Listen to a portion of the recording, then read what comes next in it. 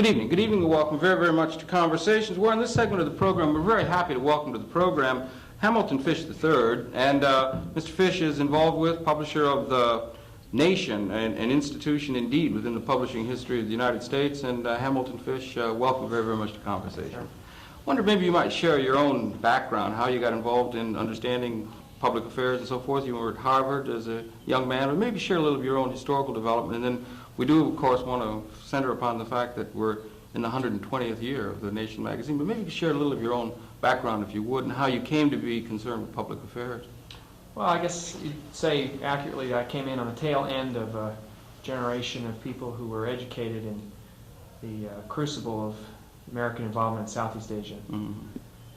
And people of varying degrees were active. Some were right in the vanguard, and others put on coats and ties and tried to go to supermarkets to persuade people to register to vote, and still others reflected and meditated on the experience. But I think basically what we'll come to say as we look back on that period, get enough distance from it to really assess its impact on our culture, is that there was a generation of people who at an age quite younger than either their parents or that of their younger siblings or children of their own as the next generation came up, who were basically called on to make assessments about their country and its role in the world. Mm-hmm. Really at age 18 and 19. This is partly precipitated by the draft, which for a while had a college deferment in those days, but also went to this lottery system in which everybody was exposed, and which obviously sent hundreds of thousands of people of this age to Asia and to the expanding American military presence around the world, Mediterranean. It's always interesting to meet people who served in the military during the Vietnam era who went to the Mediterranean. But it also called into question in the minds of many, particularly the younger people, which generally is skeptical often of establishment. It called into question basic geopolitical assumptions of containment and various notions that we had. The authorities, as it were, people were really questioning the legitimacy of the geopolitical view of the United States in the world scene in a way that they hadn't, perhaps. I think that's right. Mm-hmm. As a generation, we were and are not caught up in the bloom of the euphoria of post-World War II, where America had made the world safe for democracy and was busy going about restructuring the countries which had participated in overwhelming. Mm-hmm. That wasn't the case in Vietnam. The issues weren't that clear-cut for us. Mm-hmm. It wasn't clear why the tragedies that were going on in Southeast Asia every night on television, among other things, and therefore in our homes and quite graphically in our lives, it wasn't clear what we were doing that could justify that circumstance. In fact, in the minds of many, we became to be seen, as it were, as the bad guys. In the minds of many. In the minds of many of the youth. In the minds of many of our own. Mm-hmm. And, super patriots will always decry this era as a period of a distortion when the impressionable minds of America's youth were skewed. But I've always thought it was a great luxury to have grown up at this time and to, in a sense, have been spared the kind of indoctrination that society, its educational institutions, governmental institutions, and social expectations have imposed on other people who grew up in other periods. I think it's not a bad idea to be skeptical of people in power. Mm-hmm. We're amazingly accepting of the establishment's position on issues in this country. There's very little really hard thinking that goes on that questions the social structure in the country, particularly in the places which reach the largest audiences. And we're very self-congratulatory about the pluralism of our society, and particularly in the press. Mm. About our freedom of expression and the opportunity to avail yourself of so many different points of view. It's a deceptive condition, and a lot of the work that I've been involved in since those years has been to fortify enterprises which really do the yeoman's work of thankless criticism of establishment and of elites. And you know, I say thankless because there's not that much of a financial reward. There's a lot of criticism. You know, you're always up against a larger institution, and that has much more resources to suppress the expression of your skepticism. Yeah, you might be saying things that a lot of people en masse don't particularly want to hear. Well, they like to be told how good they are rather than the problems that exist, right? So that's absolutely right. You're constantly being charged as anti-American. It's quite amazing when you think right. of it. It is. Here we are. Yeah. We're in a country that takes as one of its principal virtues the amendments to the Constitution, which guarantee freedom of speech. If you use it, we attack our enemies for being totalitarian countries that prevent its citizens from expressing themselves, and yet even an organization as essentially moderate as the American Civil Liberties Union is thought of as a communist agency and a criminals lobby, in the words of some of the administration figures in the Reagan era, and basically anti-American by people who are just upset that their institutions would be challenged. Well, do you have a basic yourself personally, or let's say the people people you work with at the Nation, which is in itself a great institution within our system and so forth? You're upset with basic institutional assumptions of the American system and the American role within the world as we see it, and so forth. The great, and it's a barred question, I understand, yeah, but I just the great good fortune of the franchise of the Nation is to be skeptical of those in power. All right. That's its role. In a way, it's a kind of a predictable function because it's true. Our critics complain that there isn't enough approval in the pages of the magazine for a job well done. Yeah, at the Nation. Yeah. That's right. I mean, our feeling is, frankly, that when the job is well done, there's no shortage of recognition of this in all of the more mainstream sources of information, and it's not our job to pick that out and congratulate it. So basically, we've look at a recent history when the Korean airliner was shot down. We've tried to explore some of the unprinted stories about really what went on in that episode. What is this Korean Airlines? Who are the Korean Air Force pilots who fly the civilian airlines? Why was the plane over Soviet territory, particularly a sensitive missile installation at that time? What about the sequence of events afterwards that have raised very important questions that conflict with official position on the issue? Somebody has got to take it on themselves to go after this information, try to piece together credible scenarios, fill the gaps that you aren't able to fill because there's such a spectacular official news and information blackout on the subject, and to throw it out, with the hope that Tom Wicker, who has a huge audience and a lot of influence, will read it and write about it, which he did several times in his op-ed page column in the New York Times. It get picked up maybe in the wire service, or some enterprising assignment desk editor somewhere in a local TV station will say, well, that's an interesting story, maybe we should do a little piece on that and see if we can develop it. And in a way, you seed, when you have a small audience, you fulfill this promise of a small magazine by seeding information. And wanting ultimately to be able to have, in a certain sense, I guess there is such a thing as the abstract concept of the truth that can emerge against all the forces of obfuscation and so forth, and you want to be able to get at the truth. And then the question is whether or not, in a certain sense, basically American institutions, you can see a society that's moving. We have a geopolitical stance in the world. We want to address the question of terrorism, the anti-American feeling that seems to be growing so strongly against the United States and the West. We have questions of the justice of the system within which we operate. We have problems of hunger and poverty and homelessness and so forth within American culture as it is evolving and moving. But whether or not the basic institutional assumptions of the United States are sound, only need to be refined and redone, or whether or not we maybe have to be looking at the system in almost radical terms, going to the whole notion of what we're about in the world and so forth. I wonder generally how your feeling is about the state of the nation, as it were. I mean, it's a tough order.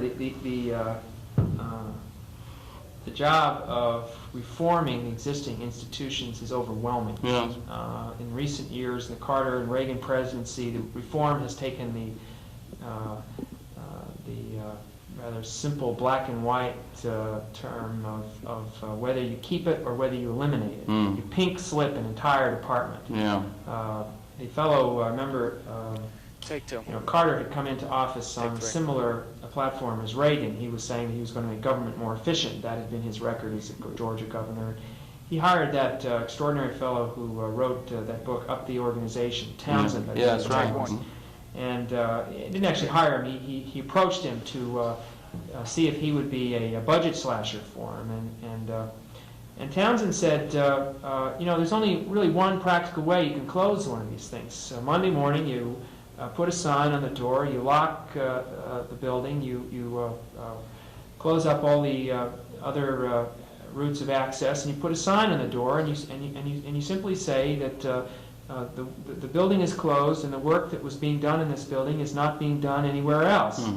And that has a finality to it. Yeah. There's no other way with the system that we have of special interests and their role in the legislative process. There's no other way to cut something out. That makes reform very tough, very tough. Yeah. And with the play of politics, particularly legislative politics, on the shaping of legislation, particularly when you have to fashion a piece of legislation that openly and even-handedly deals with all of these powerful interests, you end up with a potpourri of modifications, but you don't get reform. Yes, right. So what are we stuck with now? We're stuck with this idiocy of exploring the welfare state, not in terms of how do we deal with the existing need, but rather how do we cut out the welfare cheats. And it's the welfare cheats that are screwing the hardworking people in different parts of the country. And the solution to that, the right would tell you,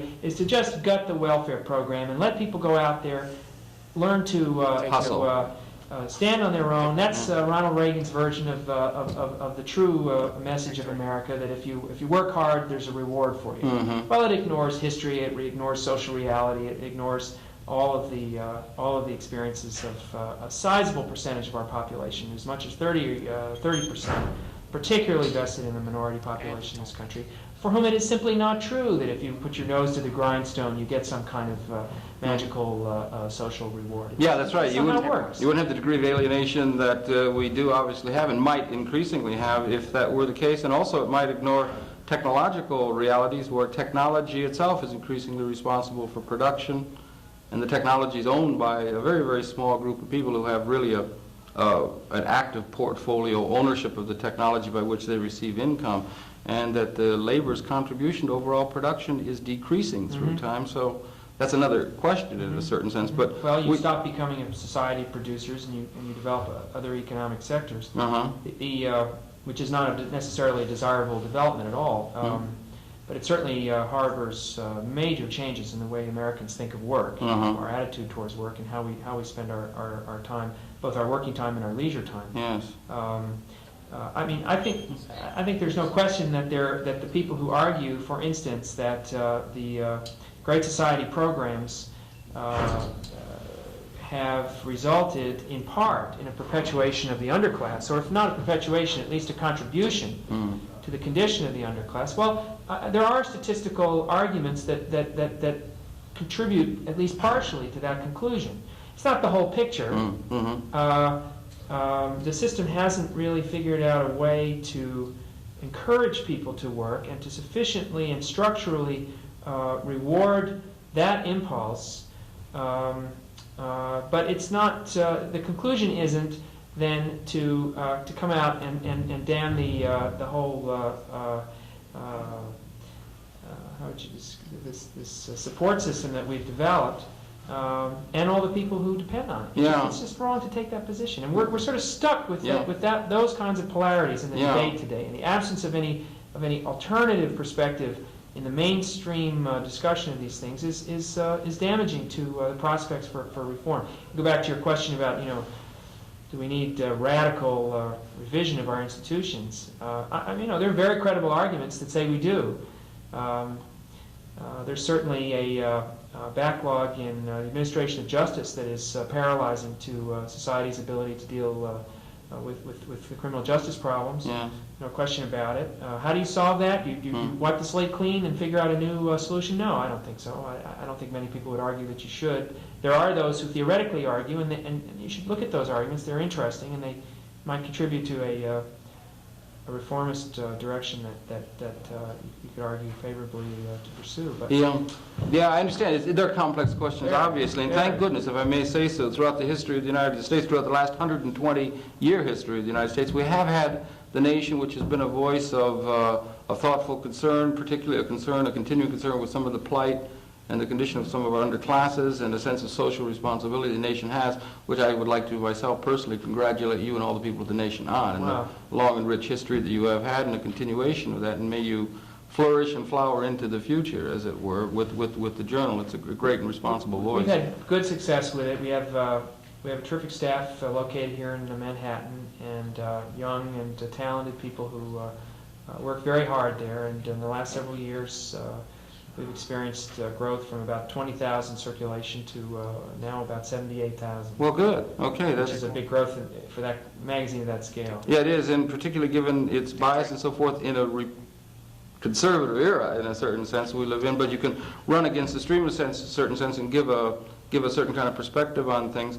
I wonder if I could get your comment or your thought in terms of, we live in what Marshall McLuhan called a global village, increasingly electronic, for good or ill, electronic extension of our consciousness, or communications becoming increasingly relevant. Yet in the electronic milieu, you work in print and so forth, and there is a wide variety of view that we have in print media. But in the electronic media, do you think it's possible, or can you see increased discussion or the appropriate use of electronic media to raise some of the issues and social critique, as the nation traditionally has done in the print format, that can begin to be put into the electronic media to reach these greater numbers of people that rely upon electronic media to get a sense of consciousness of what's going on? Clearly an imperative. I have to say, I have a kind of a selfish pleasure in the absence of any real substance on the electronic media, because the perverse result of that is that there's a bigger market for our magazine. I see, I think that's been reflected in our circulation growth.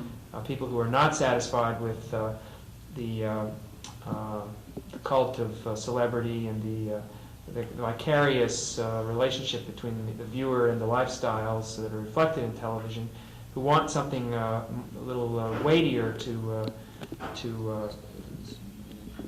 digest. I think we benefit from that.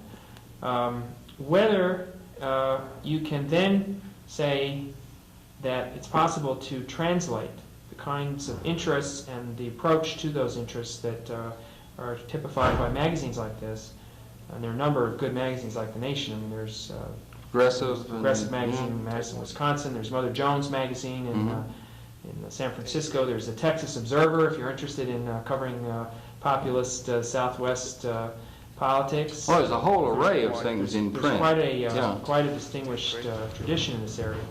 If you want to translate it into a media format, television format, first you have to deal with the fact that people are conditioned to expect a certain type of information and form of that information from television. Neil Postman has done a lot of work in this area. Yes, he has. Been a guest on your show. No, he hasn't. I would like to, but he he roundly condemns television intrinsically as inherently, subversive of the rational thought process, I think. He looked at things, and he's not the only one. Other people have been trying to do this. How do you quantify the effect of television? And one statistical way that they tried to evaluate it was they took the number of images that changed in the course of a finite period of time, extrapolated to the amount of average viewing time during the course of the day, and extrapolated from that to a year and then to a lifetime. Well, the information is staggering. Something like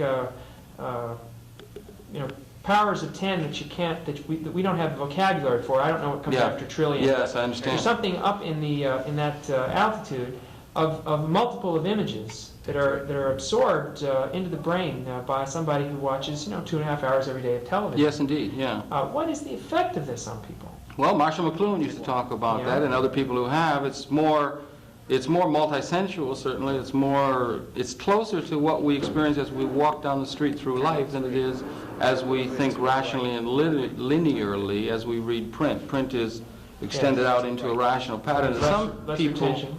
well, yes, and some people have come to associate with rational thought. There are others who think that the more artistic or the more intuitive kind of perception that is, let's say, involved within a television or a multisensual experience, there's ways of learning, body percept and so forth, which is probably true. We probably learn in something other than just a linear conscious way, but the academia and thoughtful people usually have a tremendous bias toward that notion of That would argue for putting linear. print on the screen. Yeah, but putting print on the screen isn't the same as using effectively television for purposes of That's communicating ideas. And they seem not to have been able to, people, particularly intellectuals and people, let's say, or I was just addressing whether or not there's a problem or a way of viewing of whether matters of substance. There have been some traditions. We had Harvest of Shame that Mr. Murrow had done, and the documentary traditions and so forth, and the use of this traditional media, or this other media, film and video media, for purposes of communicating certain kind of thought patterns. And Donahue, Take 3.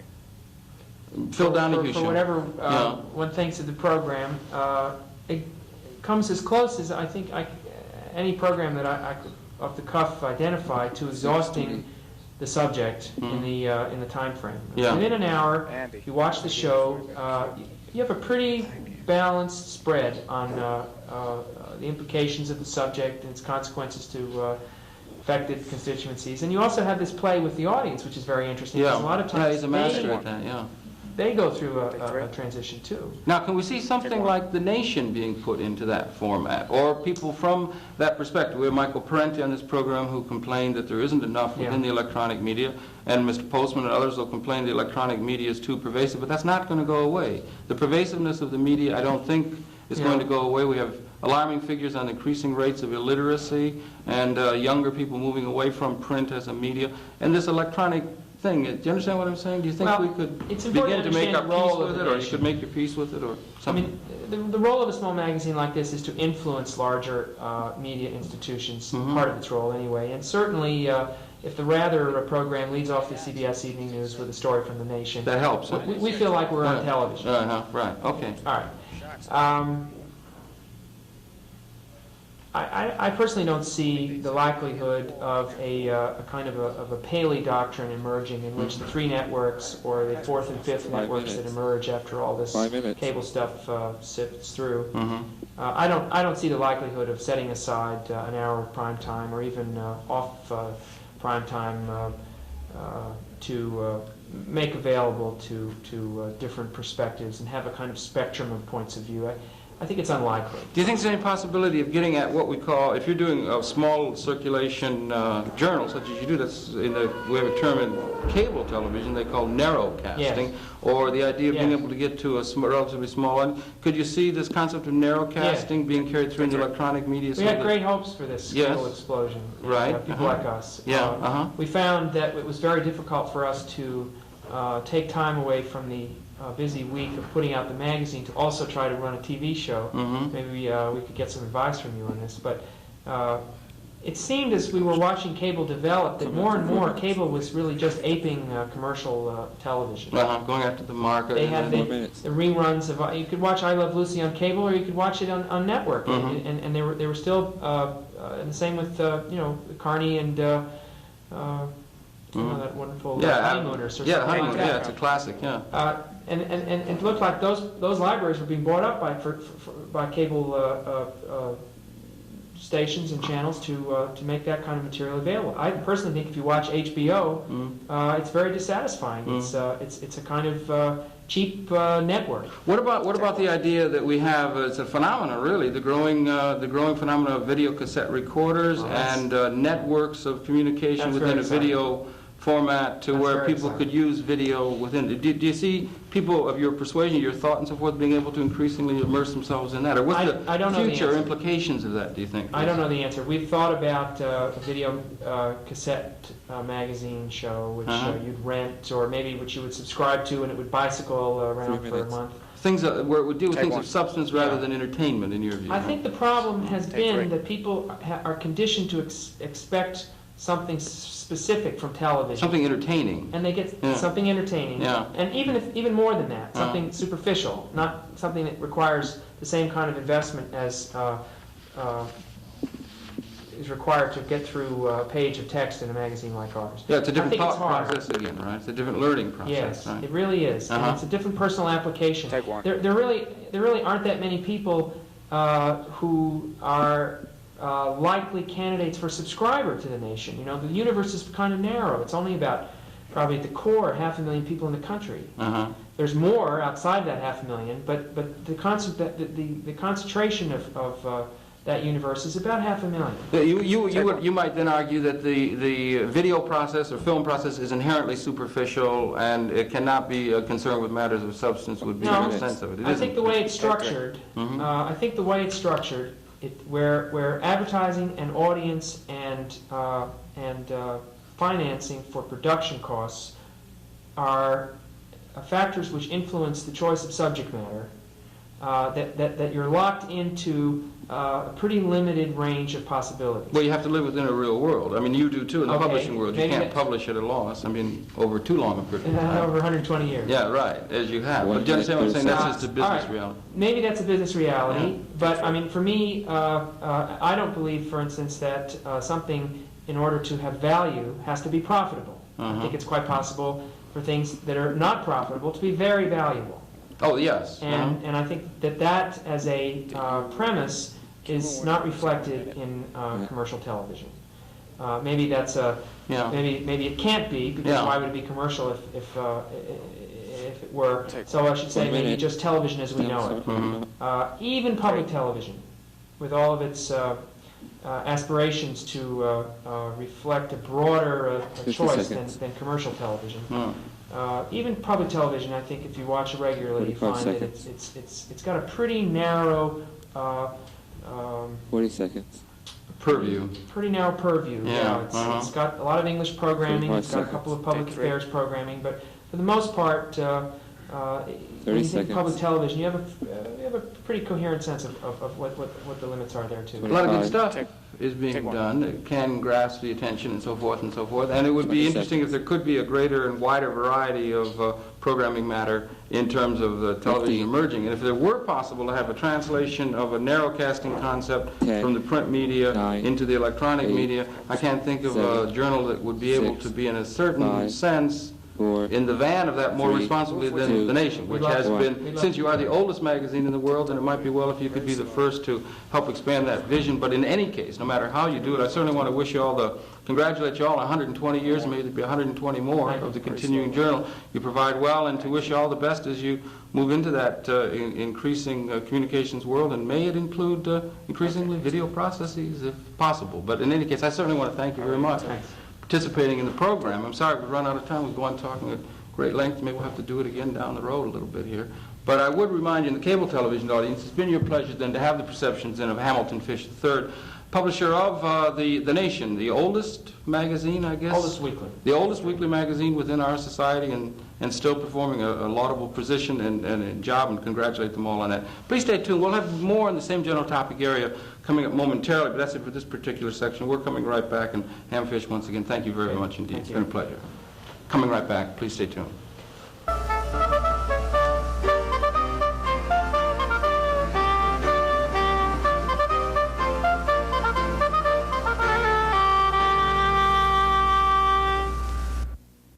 Welcome very, very much to this segment of Conversation. Conversations, where we have two gentlemen representing a really interesting magazine called Video Review, and I'd like to introduce them, if I may, and get into a conversation of some of the implications of the emerging video revolution. And on our far left is Maury Levy. And Mr. Levy is the editor of the journal Video Review, and Maury, welcome very, very much to the conversation. And on my immediate right is Richard Extract, the publisher and founder of the Video Review, and gentlemen, welcome very, very much to the conversation. I wonder if you might, Mr. Extract, you're the publisher of it and founder of it, share a little bit the historical development of it. You've been involved in consumer electronics, and then you started it, what, 5, 6 years ago? Yeah, 6 years ago.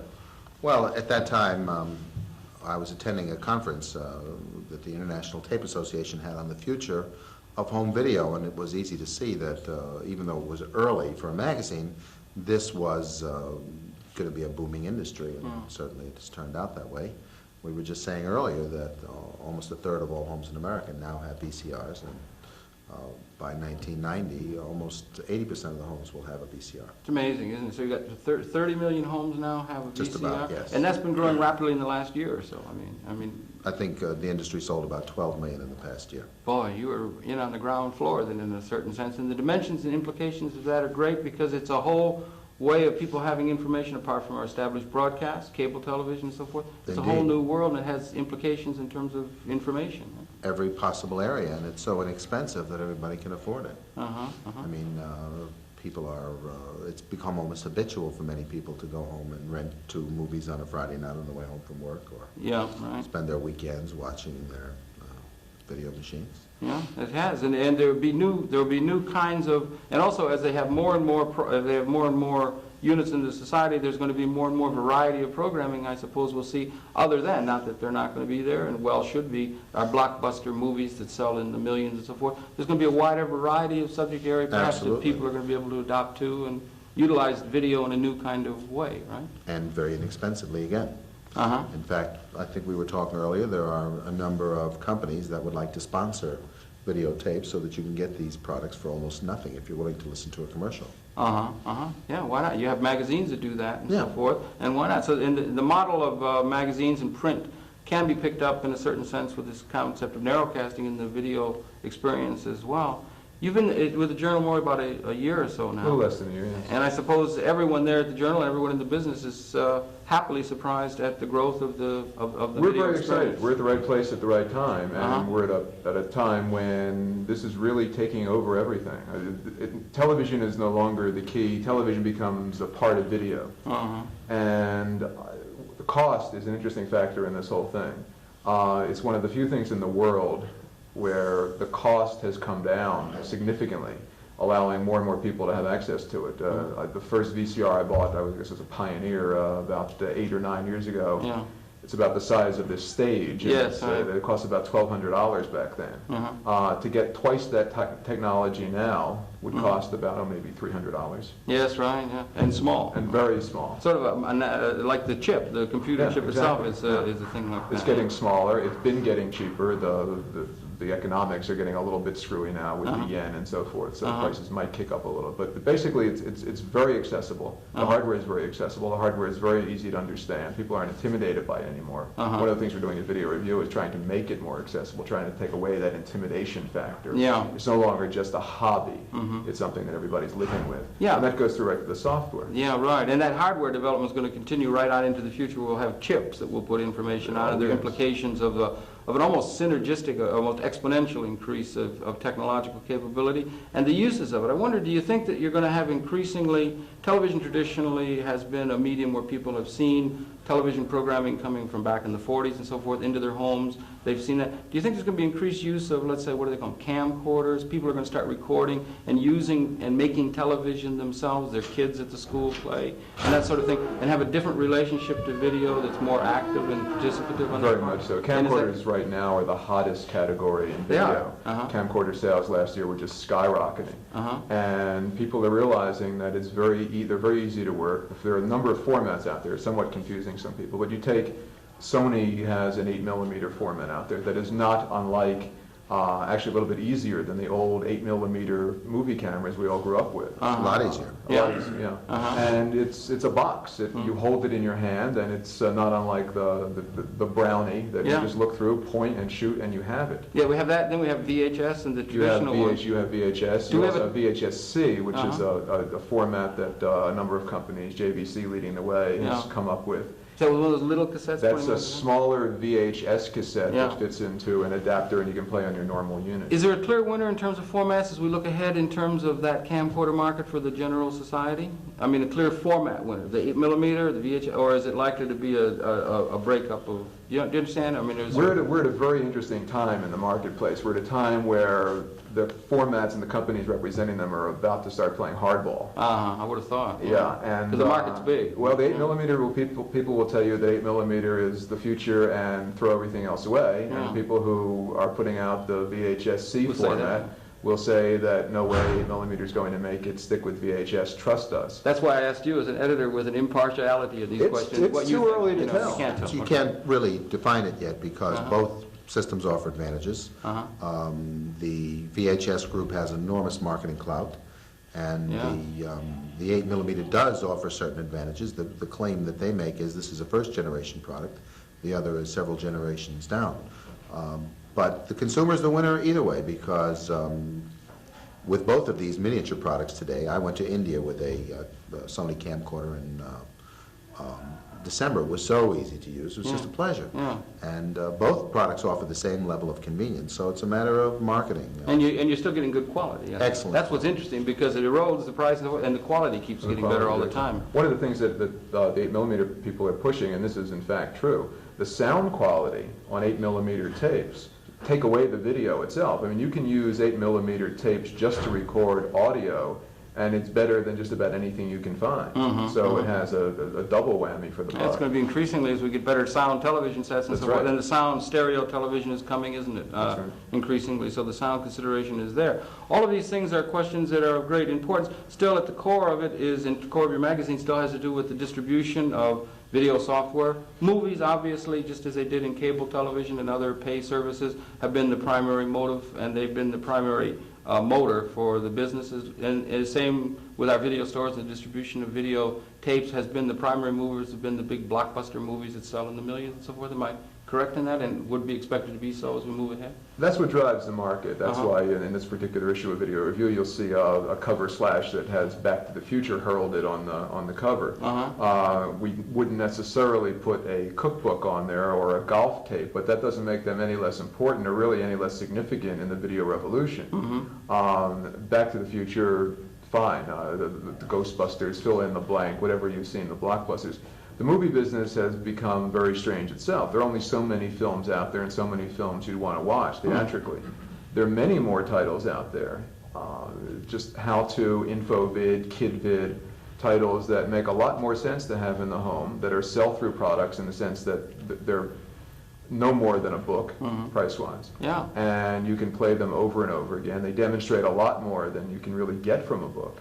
And it sort of changes, it's going to change the way we really live. It's going to change the way we think about books, but it's also going to change the way we live in general. Yeah, the way we think about books is changing, that's for sure. We're becoming a video or a visually oriented environment. Increasingly young people, illiteracy is growing. Increasingly, I don't know if there's a direct tie-in between... You can't pin that one on us. No, I don't. Well, to a degree, perhaps people are becoming more accustomed to this media that hasn't been there traditionally. It's becoming the major way in which they learn. And in fact, it might be good if we had some courses in the school in media literacy so people know how to use film and video and to gain a sense of appreciation of edits and cinematography and so forth in the same kind of way we've had the sense of... starting to see that in some high schools, which is interesting and encouraging. And certainly the young people are becoming interested in that, aren't they? They are interested in it, and they know more about it than probably any of us, which is good. Yeah, I mean, they are growing up with this. This is nothing magical or new to them. It's becoming so incorporated in lifestyle that now you're seeing a big move to little mini sets that you can throw in your pocket. Yeah, I saw a fellow Somebody has a video cassette player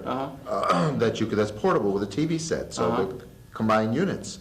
They have basically what you could call a video boombox. I mean, these kids are taking them everywhere, to the beach, you name it. Yeah, right. So that's all growing. I heard you say before that video has replaced television in a certain sense. Didn't I see Vestron had or someone, I think it was Vestron, or one of them had, were creating, I can remember first when Home Box Office created a film other than something produced by the Hollywood system Right. for the home box That's office pay cable market. Isn't there also a film being developed now which isn't theatrically oriented for theatrical release, but is being made for the home distribution market? Yeah. And that's interesting. A lot. Yeah. A number of companies are doing that. Vestron is one of them. So the main They're doing- market is the home market They're itself. doing made for video. One of the things you're seeing ratings-wise in television is that the time allotted, the average person will allot for TV viewing, when you look at the network share of that, it's getting smaller and smaller. And some of it is because of cable, but a lot of it is because of people are time shifting and saying, okay, we have X amount of hours, let's watch something, let's be informed, let's find something that we can't find on television and go out and do it. Some of it are the made for video fare, and some of them the how-to tapes, whatever. I think that's one reason that Yeah. our magazine is growing, because we use big-name reviewers that people know, and when it hasn't had a pre-theatrical release, a review by somebody they trust, like Clive Barnes Yes, or indeed. Jeffrey Lyons, becomes more valuable to the viewer because they want to know that they're not wasting their time with something that hasn't had a pre-run someplace else. So you have them as critics of film fare as writers in your Product magazine? that hasn't been released elsewhere, yes. Well, that gives it a great value. People want to know what the product, the quality of the product is, and you've got first-rate reviewers. Right. Do you think it'd be possible to have, such as we have television programs? The television system is still going to be there, certainly for news and breaking developments and other things for a long time to come, despite the the time shifting and video cassettes and so forth. But do you think that we could have within the television universe something like a program that would, you have film review critics and so forth? You have something that would review what's available in the home video market as a program within the television universe? We hope so. Yes? Huh? We're thinking about it. Wouldn't that make sense that because there's so much market and interest and so forth out there? Yes. Hmm? It makes a lot of sense. One of the things that you can talk about, one of the things we talk about in video review, we have people such as Leonard Maltin, or you can watch Leonard Maltin on Entertainment Tonight. Yeah. What Leonard Maltin will tell you on Entertainment Tonight is his opinion of a theater release movie. What we offer in the magazine is very different. We talk about how that movie translates to the small screen, both in terms of a medium, and then we get into some of the technical parts of it. How does it scan? Are the people squeezed this way, That's squashed that interesting, way? yeah, right. Well, it's important if Yeah, you're it going to go out and is, spend yeah. money Yeah. and save these And things. there are a lot of films that don't translate well That's interesting. You to mean the that small screen. you mean that it would be a good experience if you went to the theater, but it wouldn't be so Right. well on the Exactly television? correct. And that's just, that's interesting. I hadn't thought that probably is true, right? And you see the hardware gearing up for that also. Uh-huh. Sony just came out with an added addition to their super beta system that's called Theater Sound. It's sort of a version of surround sound. And it's a button that puts in a little bit of reverberation, finds a little bit more of the extra background noises that you might find in the theater. And the whole idea of this is to make the living room experience very much the same as the theater. Yeah, that'll grow too if they get bigger screens. Projection TV is very hot. Growing? Are they growing? Yes. It is growing. Yeah. So people are turning the room in their home into an entertainment center that can rival the movies, and you don't even have to have the popcorn poured down your They'll neck. and have so that forth. too. Popcorn's there too. Yeah, you can take popcorn if you There, want. right? there are You know? certain video rental places that will actually Rent give you popcorn? little packets of popcorn free with every rental. Oh, that's great. What about the chocolate dots? Do you remember the chocolate You're dots on when you your used to be own, able to go for 12 cents at the Saturday Chocolate matinee? dots It's and not the same. nonpareils, you're on your Yeah, own. right. But I mean, those kind of things are growing. What about, it has, as we said before, it's been the film, the main, has driven the industry, both television and, video cassette. What about this question of narrowcasting, and how wide a variety of subject area is it that's going to be able to be incorporated with that? And what's the bottom size of a market, rather than talking about the blockbusters that are obviously easy to promote and sell and so forth, but the things that might have a marginality of look at a few opera. thousand people, opera, all Opera, right, for something like that. example. Is there There's enough attention being given to those things that might have a relatively small market, but that it's viable? Do you understand what I'm Yes, saying? it's interesting. What's the smallest number that we can distribute and still be viable and economic? Well, a few thousand, but Yeah, I was looking at Opera News yesterday. yeah. On one page are the same operas that somebody else is advertising. Another page, one fellow selling them for $49.95, already somebody else is selling them for $39.95. There you have If there's that kind of price competition in a narrow market like opera, it means it's big enough for these people to want to give those kind of price breaks. So you don't need major volume, and an opera is certainly not for the masses. No, it's not. And as the population grows and as it becomes less and less expensive to duplicate, I think small producers who can produce in the level of even as much as 1 in 2,000 can find a market and make a niche and make money. People, independents will do that, or will the large houses do that? Well, it's difficult for an independent to get distribution because the larger companies dominate that. But there will develop distribution networks for independents. There's already distribution networks for esoteric films that play in art houses that don't get major distribution through. A network just for them, right? Sure. And so these independent networks are developing to get this out. Is there a great deal of that going on? I guess there's quite a business developing around that, right? I mean, apart from video stores or apart from the restaurants and the there's a lot large happening, and some of the major houses are embracing some of the smaller producers, and today, it was among the press releases, Paramount is coming out with a whole new line of opera.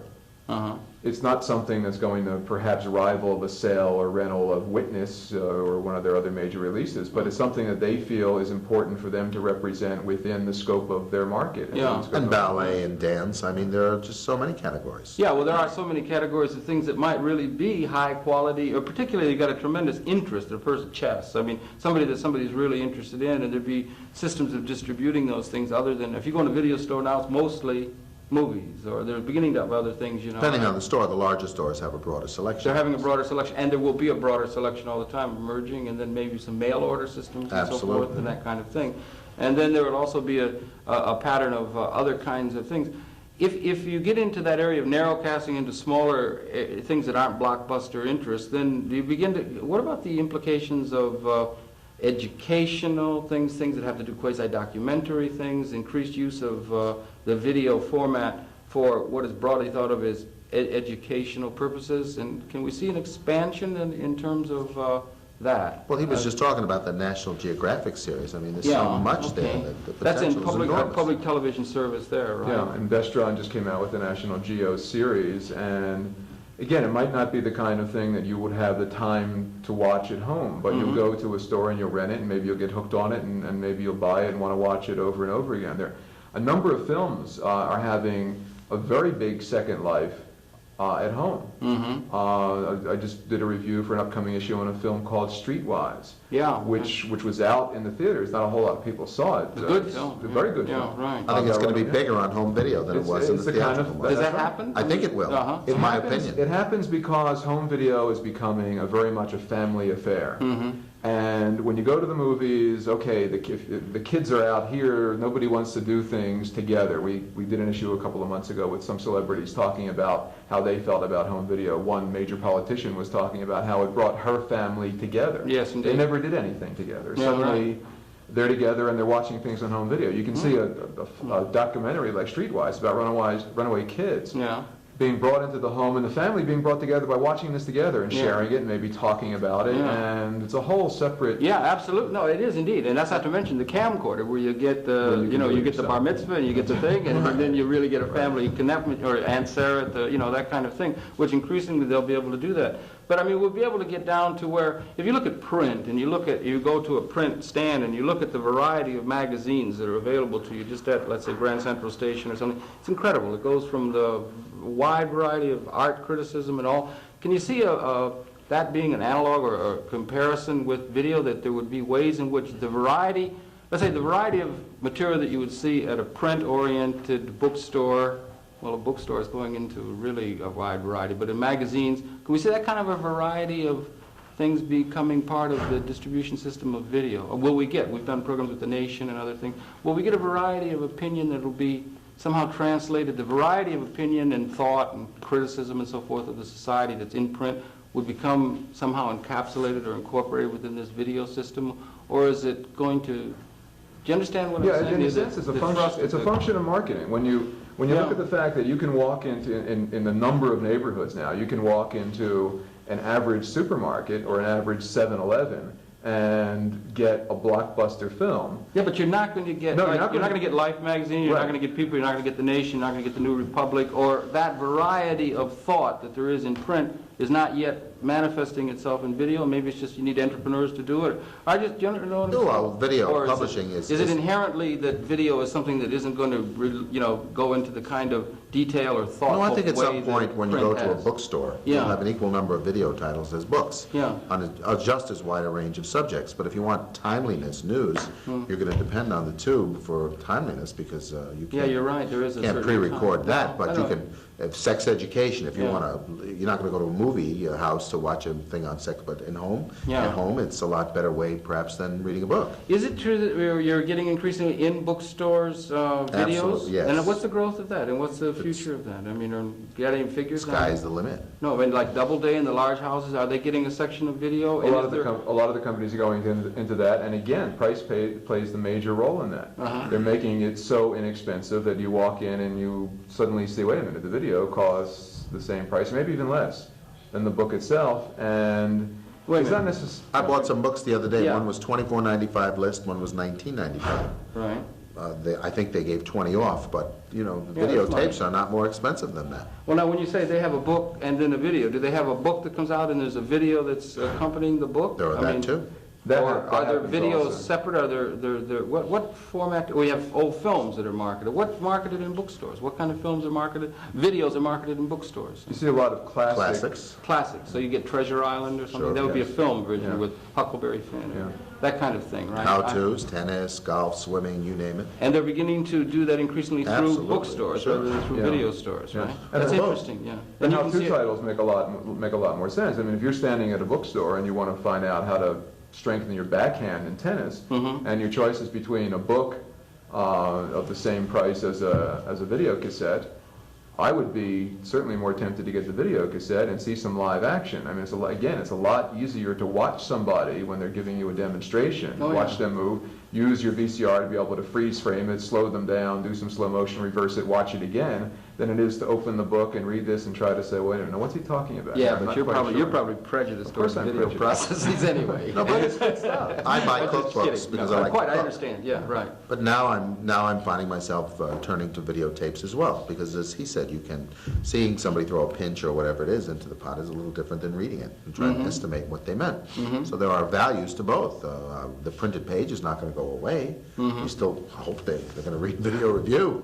They got to be able to read magazines and so they books. can- so these figures of illiteracy bother you in terms of the idea. Can you see a video review coming out in video? We talked about that. I think yes, of I mean, course. they used to chide Marshall McLuhan when he would be talking about video processes as opposed to print processes and say, well, he always wrote. I mean, but can you see a video? I think both are necessary. There's a good at this example. point, yes. Shouldn't there be a video review that's in a magazine format that's in video? It's a great suggestion. We're going to work on it immediately. I must have thought of that over the years, right? I mean, but that would be a lead-in perhaps to the idea of other magazines that would pick up that formula and format and people And you'll could- see it happening. You would. Well, Playboy right? is Yeah. out with a video Yeah. version. They do have Sure. now? Yeah, How's it doing? It's doing very I well. think it's How doing does it well. translate, the media format, the magazine format into a video? Well, they in do market two different terms? things. They tried to do first they tried to do the entire magazine just Yeah. about on a video. That didn't work very It's a well. different medium, it's different That's right. play, That's different right. skills. You There's know? sometimes some things you don't want to see. They tried doing the Playboy interview Yeah. in video, and it didn't lend itself to it, which is strange. It's Because an- basically what you saw were talking heads. Yeah, It was well- more interesting to read it and sort of picture in your mind, okay, what's this guy doing? Where is he? What's this all about? A little bit more mystery than having the coldness of a studio. Gee, that's interesting, isn't it? I mean, I wonder if they've analyzed why an interview Well, would they've be good in analyzed it print but enough not- to do narrow focus on that, and Yeah, I would've basically thought. what they're doing and selling very well are the quick Playmate, I don't know, I actually haven't seen what they've done lately, but I mean, I assume you're watching women getting undressed or bopping around or doing whatever it is Playmates do. Yeah, right. Well, that would be different if it was in film than if it was a still photograph, too. It's a different medium. I guess the question is, how well does print Playmates are better orient... seen in still photographs. You know, how well those mediums, because they're different medium, it's different experience. If it's got movement, if it's got, you know, continuity and connectedness between the scenes, and sort of, it's a different kind of thing. But it's interesting that they're doing that, and it would be good to see if they could. I'm also very interested in this idea of the bookstores. I didn't realize. Do you have any numbers on how many bookstores are carrying cassettes? How much of their... If I had to venture a There's guess some- right now, I'd say about 12,000. 12,000 bookstores across the yeah. country. How many bookstores are there across the country? Do we know? I mean, that's not fair to ask, is it? I shouldn't have asked you that. You might know how many video I'll leave stores. and go out and count. No, I don't know. But I I'd mean, say maybe 30,000, I don't know. Almost half the bookstores, I think, at this point, have some video connection. so bookstores are becoming a venue for the distribution of video. We've had video store phenomena that's grown recently now. So the bookstore system across the country, are those two mediums beginning to inter-accommodate? Well, they're The using the bookstore- same distribution network, sure. Right. Records, record stores, we've had record stores, are they beginning to pick up on video Some, and become some. outlets and Particularly venues for music buying? video. Yeah. Music video is very popular in that. And a lot now because home systems are totally integrated. I mean, you get an entire audio-visual system so that when you go and buy a record or a compact disc, hooked into that same system, 2 inches away from it is your VCR, and it makes sense for that store selling the compact disc or the record or the tape to stock something for your VCR. And most of you go into Sam Goody's or any of the big chains, and they're all stocking videos now. They are, right? Yes, yeah. And again, a variety of things, and stocking, they're mostly like, again, movies and all things that are in public domain. and When you that. go into the more commercial places, again, that's where I said, you Yeah. put up the 7-Elevens and the supermarkets, that's where you're going to get the big blockbusters, because mostly that's where people are going to look for the quick hits, and they Yeah. don't have the shelf space to devote to that much depth. But what will start to happen is you'll start to get specialty stores that will say, okay, we'll let them go there. They're going to get Witness or Cocoon or whatever, maybe in 7-Eleven. But we'll get a little bit more depth. We'll bring the family in. We'll let the kids shop in this area and go through the Disney movies, and we'll go to this area and go through the how-to tapes, and we'll get something on cooking, on opera, et cetera, et cetera. So it becomes an interesting experience. I wonder, just a real quick one, we're coming to the end, and so what about our library system? I was just thinking of distribution. Oh, a lot of libraries do have. They're now beginning Yes. to utilize those systems of distribution that they have to use video. Yes. I guess what I was looking for is some systems from the past that have been applicable to print, whether it's magazines or print or magazine stands or bookstores, are becoming venues for this new medium, which is television, right? That's just an interesting general question. They are doing that. The Yeah. library systems and the educational institutions are Thousands increasingly. and thousands. They're increasing, and all of that represents a market in a very real sense and a distribution of this new way of communicating. And a growing one. A growing one, and there's no way to see that stopping. I mean, No. it's going to go. Tremendous potential. Well, Everybody then we growing up really do need a shift in sociological thinking. We really should have. We said it before. We really should have some courses in cinematography and editing, how to deal with this new medium, how to appreciate it, how to visual experience, appreciate something other than the print experience. There's a tremendous commitment to print as a society, but we're increasingly becoming an electronic society. We all ought to begin to make our peace with that and get on with it and getting various kinds of information into a video format, I guess, so that the richness of print could be in the video. I presume you'd agree. How right you are. Well, I tell you, the implications of all of this stuff, we only just touch on the surface because they go into all aspects of the way the society is organized. But unfortunately, even in cable television, where you have more of it, we don't have enough time. We've run out of time for this segment. Could I just really thank you very much for participating? And gentlemen, and remind you and the cable television audience, it's been your pleasure then to have the perceptions, again, if I may, on my far left, of Maury Levy. And Mr. Levy is the editor of Video Review, a 5-year-old, going back to the beginning of things almost, journal concerned with video processes. And again, Maury, thank you very much. And on my immediate right is Richard Extract, who is the publisher and founder of the Video Review. And we are happy to have been able to bring you their perceptions and would like to invite you, of course, to tune in again next week. We'll be coming back next week, but that's it for this particular segment. We'll see you next week, gentlemen. Once again, thank you very, very much indeed. Good night. Thank you very much. See you next week.